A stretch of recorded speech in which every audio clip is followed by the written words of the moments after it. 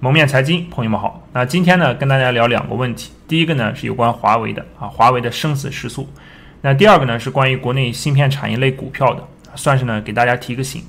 那我们先说华为。那我们稍微简单回顾一下华为被制裁的历程。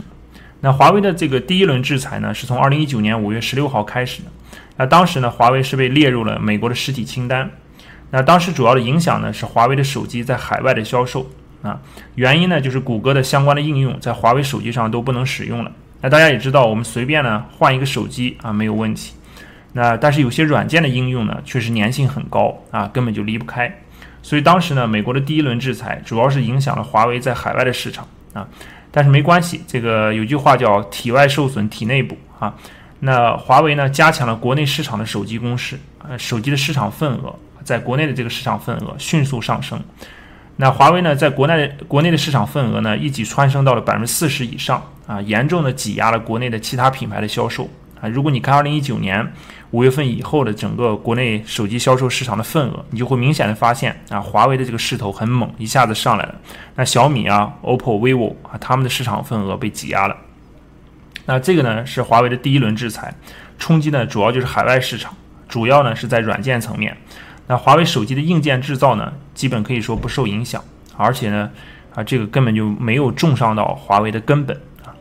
那比较要命的呢是时隔1年之后的第二轮制裁也就是5月15号开始的。那美国最新修改了外国直接产品的规则，那这个规则呢对华为进行了更细致的封堵。规定呢就是任何的厂商出售给华为的芯片只要使用了美国的技术和设备，那必须呢得到美国政府的许可。那同时呢，它也给予了这个产业链上方方面面的利益相关者120天的一个缓冲期就是说在5月15号之后的120天内还可以从台积电或者从其他的代工厂商华为还可以取得供货。但是过了120天后也就是到了今年的这个9月15号开始代工厂呢就不能再继续给华为供货了。所以呢，这也就是9月15号的这个节点的关键之处。那现在呢，马上就要到9月15号了我们来看这个最新的3条新闻。那第一条呢是关于美国科技媒体The Verge 它报道出来的。他说三星和海力士宣布在9月15号开始停止向华为出售芯片的零部件。那三星和海力士大家知道是内存和闪存芯片的市场的两个重要玩家甚至呢是霸主。那三星、海力士呢，再加上一个美国的美光，占了全球接近95%的内存市场份额就是这个 DRAM。还有同时呢也占了一半的闪存市场的份额就是这个 Flash， 这个我们平时说的 128G、256G 的那个闪存的那个市场。那到了今年2季度呢，三星它一家就占到了 43.5% 的内存市场份额，和同时呢 31.4% 的闪存全球市场份额所以你看三星在这个内存市场包括闪存市场已经快成了一个霸主了。那讲到这儿呢，让我想起最近报道的这个武汉红芯千亿芯片项目的停摆我相信很多人新闻也看到这个新闻了就是武汉的一个这个芯片厂，当时在这个3年前的立项是希望呢能投资上千亿，结果呢现在项目烂尾杂草丛生还把这个一台光刻机抵押了感觉是一片乱象。那最后呢这个项目呢只能不了了之有兴趣的朋友呢可以上网看看相关的报道。好，第二条新闻呢是路透社援引韩国媒体的消息。那三星电子旗下的这个三星显示器和 LG 的显示器呢，将从9月15日起停止向华为的高端智能手机供应面板。那大家知道这个华为高端手机尤其是 Mate 系列或者是 P 系列的这个高端的旗舰机，它的很多的这个面板呢是从三星和 LG 购买的。那从这个我们可以看到，不光是芯片呢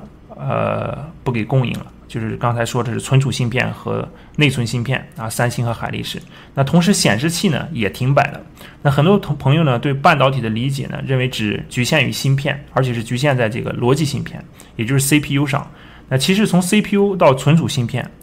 这个内存芯片乃至到这个显示面板都是半导体的范畴所以绝不仅仅是 CPU 这一个环节受到了美国禁令的影响，而是整个半导体领域的各个零部件都会受到巨大的影响。美国禁令的原文呢，也是说限制华为使用美国技术和软件设计和制造的半导体讲明的是半导体，而不仅仅是芯片。那第3则新闻呢，还是来源于韩媒啊，是叫 Elect， 说中国科技巨头华为计划在2021年生产约5000万台的智能手机。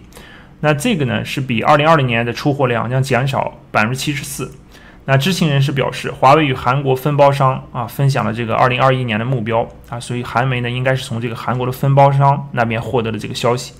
那大家知道，华为在2019年的出货量呢是2.4亿部的智能手机那2020年呢大概出货量是1.9亿部，所以如果2021年呢只出货5000万部的话，那就只相当于2019年的21%和2020年的26%你可以看到这个就不只是腰斩了是腰斩再腰斩。那可想而知呢，明年华为将是比较困难的这个一副光景。华为呢，在这个还有就是华为在旗舰机Mate 40的发布会上大家可以看到它打出了一个宣传广告上面写的是麒麟绝唱看到这个以后呢，不免让人心生悲壮。好了，华为的事儿呢就先说这么多。那大家已经可以看到华为呢面临生死存亡的困境，而且无论是华为的自己的这个南泥湾自力更生的南泥湾计划，还是建设这个非美芯片生产线的这个塔山计划未来呢都将困难重重。那不是说华为的能力不够也不是说这个举国体制不给力而是因为整个这个芯片产业的发展规律它本身呢就是全球协作高度协作分工的一个产物。那整个产业链呢在全球已经是高度协作分工光是一个这个上游的光刻机我之前也给大家讲过，那就是人类集结了人类各国智慧的一个集大成者可以看到有各国的最优秀的顶尖的企业提供各种各样的零部件最后这个集大成者形成一个光刻机。所以自力更生这条路呢注定道路道阻且长。好，这个呢是简单说说华为。接下来呢我最想提醒的是这个芯片产业链上的这些上市公司尤其是这些股票。那这些公司呢伴随着芯片国产化的喧嚣市场呢给予了极高的估值。那中芯国际的上市呢可以说更是高潮中的高潮募资了525亿，那上市后的市值呢一度达到了6000多亿。那我在9月4号的节目呢叫牛市结束了吗？宽松的尽头，信用的终结讲到明确讲到全球央行放水的这个药效在渐渐退去，那放水的边际效应逐渐递减，那全球各类的资产包括股市、原油、大宗商品乃至黄金都将逐渐承受压力。那我在9月6号的这个第13期直播节目中就是跟会员朋友的直播里面也是明确的让大家小心那再给大家看一下当时的直播时谈到 A 股的一个分析1分多钟时间，大家可以简单看一下。好，我们看一下这个上证指数从这个其实它从这个7月13号不光是上证指数，深证成指创业板都是7月13号开始，它就已经进入一个就是高点以后基本就是震荡走势当然震荡里面有些个股还是创了新高有些就不涨甚至还跌，对吧？那你看这个当时这个量，我也做了一期节目，当时也讲了，说当时那个量是两市1.6万亿嘛，对吧？两市1.6非常高的量，后面这个量就下来了包括最近你看这个量很低了这个量上证只有3000亿深圳那边只有5000亿加起来8000亿，对吧？8000亿只有原来的高峰时的一半了那这个量是最重要的量在价钱，量下来了，它这个活跃度各方面肯定就会差。那上周五对吧，这个美股先是大跌了所以它这边国内低开对吧，低开稍微高走了，但这个强度我觉得不强。如果它要是强度比较强的话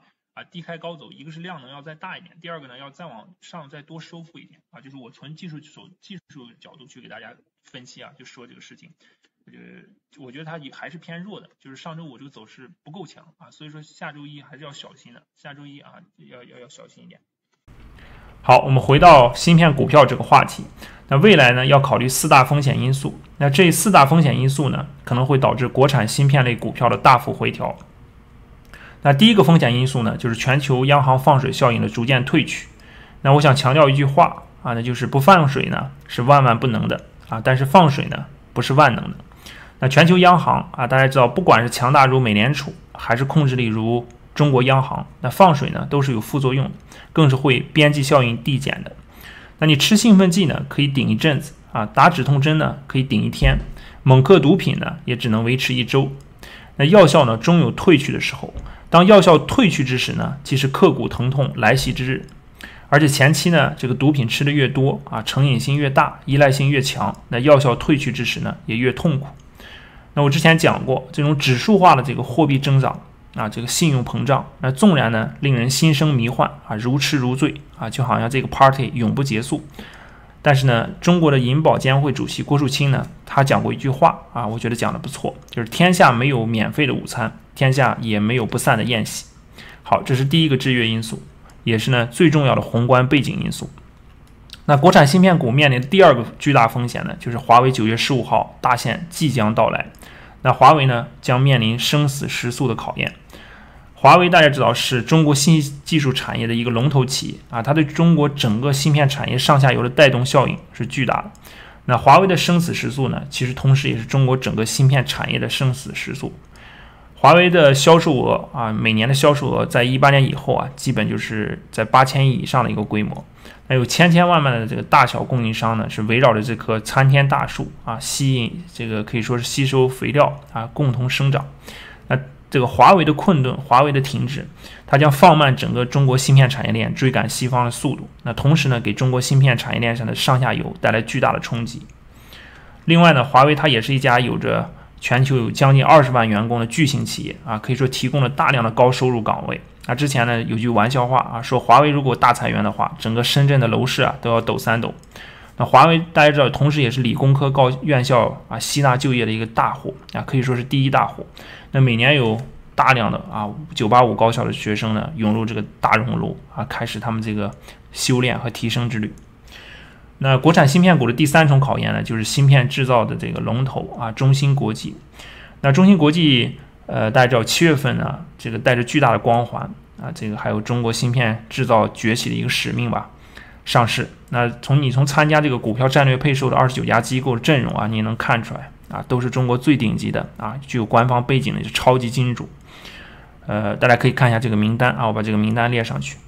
那你再结合中芯国际火箭般的这种上市速度啊，你就可见中芯国际上市啊对中国芯片整个产业的重要意义。那中芯国际上市的这个时间呢，可以说选得非常好啊，是在芯片产业股票这个估值溢价的一个狂热中啊上市的，募集的资金也比较多啊，500多亿，市值一路达到6000多亿。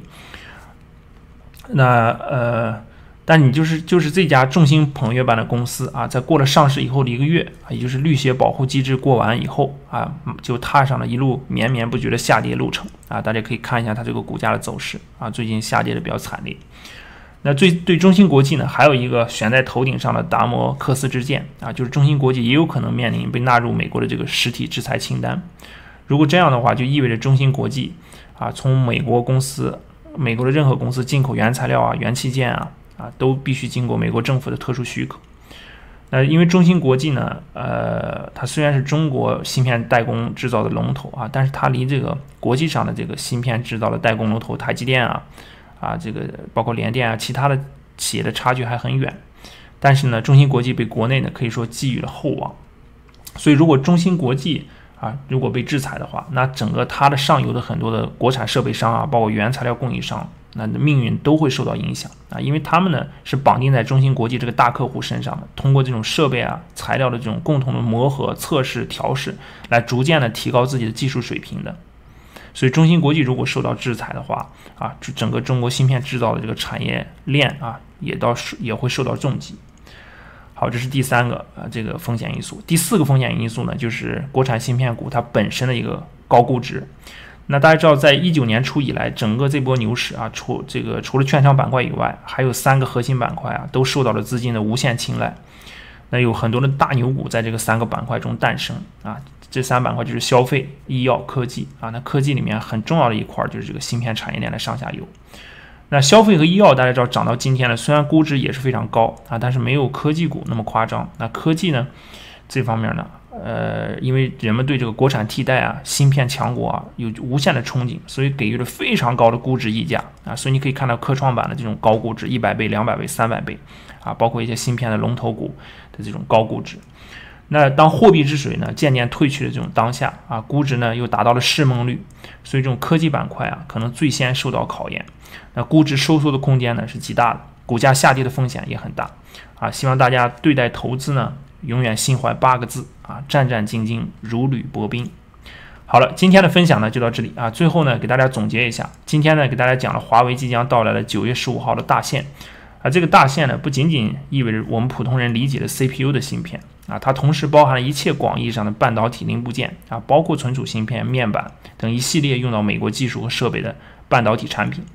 那接着第二部分呢，给大家预警了这个芯片股的面临的巨大风险啊，未来的几个风险啊，大家要考虑到啊，货币放水效应的逐渐消退，华为大限的到来啊，这个中芯国际可能受到的制裁啊，以及芯片产业链股票的估值泡沫的这种溢价。好了，那今天的分享呢就到这里啊，我们下期再见。